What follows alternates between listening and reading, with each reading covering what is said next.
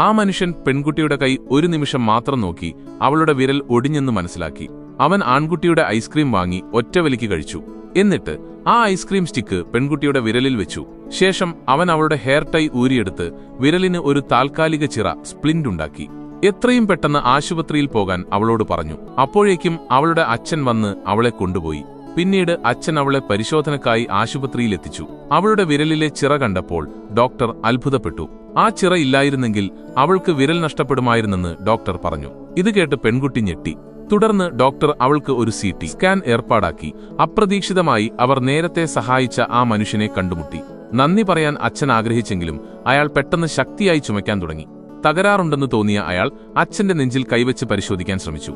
പക്ഷേ അച്ഛൻ അയാളെ തള്ളിമാറ്റി തനിക്ക് കുഴപ്പമില്ലെന്ന് പറഞ്ഞു. പെൺകുട്ടി CT സ്കാൻ ചെയ്യുന്നതിനിടെ അവളുടെ അച്ഛന് ശ്വാസം മുട്ടാൻ തുടങ്ങി. ശ്വാസം കിട്ടാതെ നില വഷളായി. പെൺകുട്ടി സഹായത്തിനായി ഹാളിലെ ഡോക്ടർമാരോട് അലറി വിളിച്ചെങ്കിലും അവരെല്ലാം ഒരു കാറപകടത്തിലെ രോഗികളെ രക്ഷിക്കുന്ന തിരക്കിലായിരുന്നതിനാൽ കേട്ടില്ല. അച്ഛൻ ശ്വാസം കിട്ടാതെ വലയുന്നത് കണ്ട് പെൺകുട്ടി നിരാശയോടെ ഉച്ചത്തിൽ നിലവിളിച്ചു. എല്ലാവരും അവളെ നോക്കി. ഒരു വനിതാ ഡോക്ടർ ഒടുവിൽ സ്ഥിതിഗതികൾ ശ്രദ്ധിച്ചു. അവർ അച്ഛനെ പരിശോധിച്ചപ്പോൾ നെഞ്ചരിച്ചിൽ മാത്രമാണെന്ന് കരുതി. പക്ഷേ ആ മനുഷ്യൻ വീണ്ടും പ്രത്യക്ഷപ്പെട്ട് പ്രശ്നം ഹൃദയമാണെന്ന് അവരെ ഓർമ്മിപ്പിച്ചു. അതിനാൽ കൂടുതൽ പരിശോധനകൾക്കായി ഡോക്ടർ തന്റെ സഹായിയോട് അച്ഛനെ കൊണ്ടുപോകാൻ ആവശ്യപ്പെട്ടു. ആ മനുഷ്യൻ ആശങ്ക കാരണം അവരെ പിന്തുടർന്നു. താമസിയാതെ അച്ഛന് ബോധം നഷ്ടപ്പെട്ടു. നഴ്സ് അടിയന്തര ഉപകരണങ്ങൾ എടുക്കാൻ ഓടി. ആ മനുഷ്യൻ അച്ഛന്റെ നെഞ്ചിൽ കൈവച്ചു.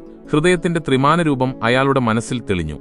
അച്ഛന് കാർഡിയാക് അറസ്റ്റ് സംഭവിച്ചെന്ന് അയാൾക്ക് മനസ്സിലായി. സഹായിയായ ഡോക്ടർ വന്ന് തടസ്സമുണ്ടാക്കുകയാണെന്ന് കരുതിയെങ്കിലും ആ മനുഷ്യൻ അച്ഛന്റെ ഹൃദയം പരിശോധിക്കണമെന്ന് നിർബന്ധിച്ചു. സഹായി ഒടുവിൽ പരിശോധിച്ചപ്പോൾ ഞെട്ടിപ്പോയി. ഹൃദയമിടിപ്പുണ്ടായിരുന്നില്ല.